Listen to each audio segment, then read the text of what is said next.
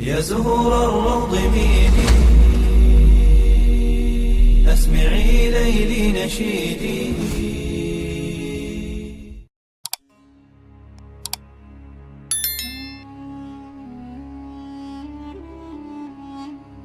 Assalamualaikum warahmatullahi wabarakatuh. Syukur alhamdulillah, dalam kesempatan yang mulia ini kita masih diberikan banyak kenikmatan sehingga kita dapat berjumpa kembali di channel ini. Marilah kita senantiasa bersolawat serta salam kepada junjungan kita semua, yaitu baginda Nabi Muhammad sallallahu alaihi wasallam. Allahumma sholli ala Sayyidina Muhammad wa ala ali Sayyidina Muhammad. Doa dan harapan saya, semoga sahabatku semuanya selalu diberikan kesehatan, diampuni segala dosa-dosanya, dikabulkan segala doa dan hajatnya, serta dilapangkan rezekinya oleh Allah Subhanahu wa ta'ala. Amin, amin ya rabbal alamin. Sahabatku yang dirahmati oleh Allah Subhanahu wa ta'ala, meninggal dengan membawa banyak amal merupakan keinginan di setiap manusia. Alasan itulah yang nantinya dapat menjadi penerang saat di alam kubur dan mampu menjauhkan dari siksaan api neraka. Rasulullah SAW menganjurkan kepada umatnya untuk berlindung dari siksa kubur. Bahkan Nabi SAW tidak pernah lepas berdoa setelah sholatnya, memohon dijauhkan dari siksa kubur tersebut. Diriwayatkan dari Abu Hurairah radhiyallahu anhu bahwa Rasulullah SAW telah bersabda, "Jika salah seorang dari kalian selesai membaca tasyahud akhir, hendaklah berlindung kepada Allah dari 4 perkara, dari siksa neraka jahanam, siksa kubur, fitnah kehidupan, dan fitnah setelah mati, serta dari fitnah Al-Masih Dajjal." Hadis riwayat Imam Ibnu Majah. Dalam hadis yang lain disebutkan mengenai keadaan alam kubur dari Ibnu Umar radhiyallahu anhu yang mengatakan bahwa Rasulullah SAW pernah bersabda, "Sesungguhnya seseorang di antara kalian apabila mati, ditampakkan kepadanya setiap pagi dan petang kedudukannya.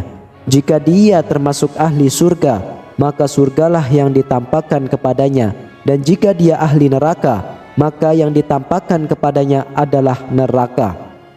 Lalu dikatakan kepadanya, inilah tempatmu kelak, inilah tempatmu kelak sampai Allah membangkitkan kamu untuk menempatinya di hari kiamat."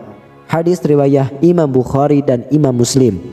Dari penjelasan hadis Nabi SAW di atas dapat diambil kesimpulan bahwa setiap muslim dianjurkan untuk selalu berdoa memohon kepada Allah agar dijauhkan dari siksa kubur dan fitnah setelah mati. Lantas para sahabat, apa saja amalan penerang kubur? Berikut ini 10 amalan penerang kubur yang bisa dikerjakan saat di dunia. Yang pertama, mengerjakan sholat wajib. Salah satu kewajiban yang harus dikerjakan oleh umat Rasulullah SAW yaitu mengerjakan sholat 5 waktu sebagai perintah dari Allah Subhanahu wa ta'ala. Karena dengan mengerjakannya maka akan terhindar dari perbuatan keji dan mungkar. Hal tersebut ternyata juga berlaku manfaatnya ketika manusia sudah meninggal, maka yang akan menerangkan kuburnya adalah amalan sholat selama mereka kerjakan ketika di dunia.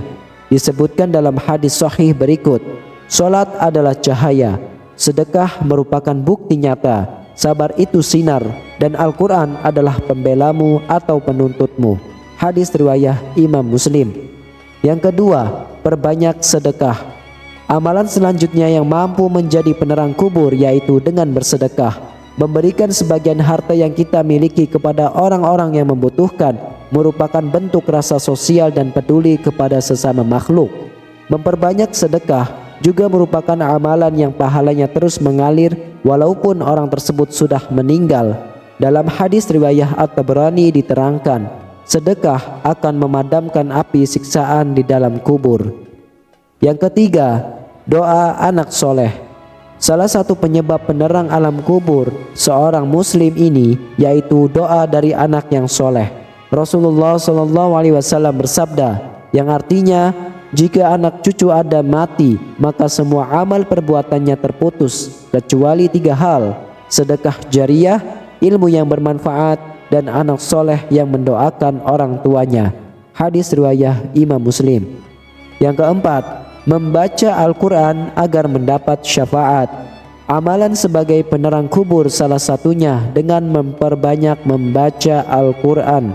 Pasalnya, dengan memperbanyak bacaan Quran mampu menjadi penolong di hari kiamat dan juga penerang ketika di alam kubur. Seperti sabda Rasulullah SAW berikut ini, bacalah Al-Quran karena sesungguhnya di hari kiamat nanti ia akan menjadi syafaat kepada orang-orang yang mengikutinya. Hadis riwayat Imam Muslim. Yang kelima, doa meminta selamat di alam kubur dibaca saat tahiyatul akhir. Doa ini dapat dibaca saat tahiyatul akhir saat melaksanakan sholat wajib atau fardu.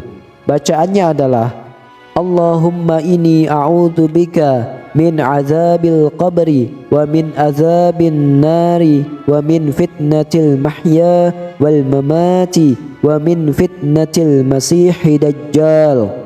Yang artinya, ya Allah, aku berlindung kepada Engkau dari azab siksa kubur dan dari siksa neraka dan fitnah kehidupan, fitnah setelah kematian, dan fitnah dari Al-Masih Ad-Dajjal. Yang keenam, membaca surah Al-Mulk.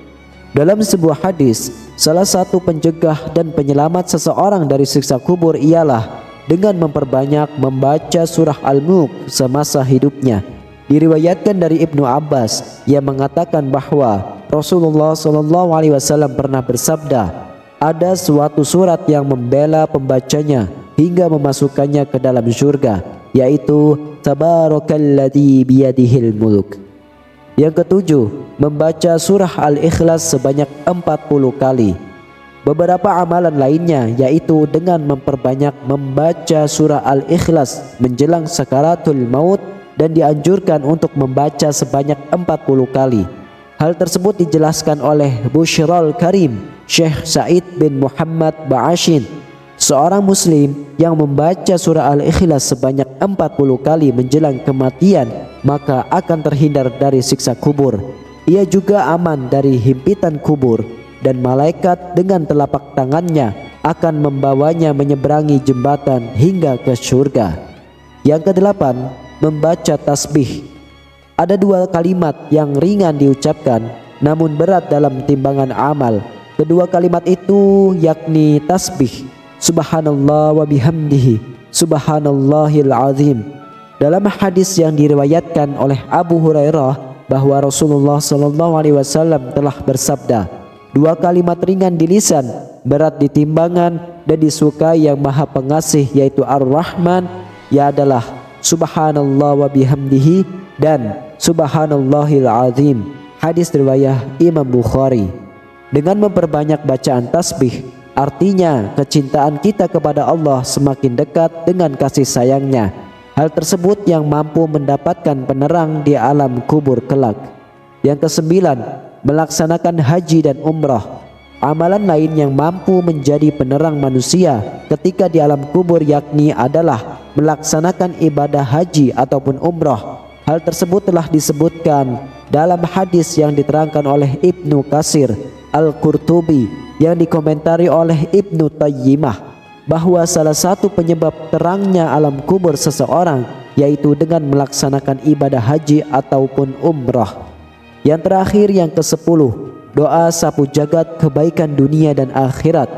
Di dalam surah Al-Baqarah ayat 201 terdapat bacaan doa sapu jagat untuk kebaikan dunia dan akhirat. Bacaannya adalah Rabbana atina fid dunya hasanah wa fil akhirati hasanah wa qina adzabannar. Yang artinya, ya Rabb kami, berilah kami kebaikan di dunia dan kebaikan di akhirat, dan pelihara kami dari siksa neraka. Quran surah Al-Baqarah ayat 201. Para sahabat, demikianlah 10 amalan penerang kubur yang bisa dikerjakan di dunia agar terhindar dari siksa kubur dan dilapangkan kuburannya ketika meninggal dunia. Semoga kita bisa mengamalkan dengan istiqomah. Amin ya rabbal alamin. Wallahu a'lam bishawab. Wassalamualaikum warahmatullahi wabarakatuh.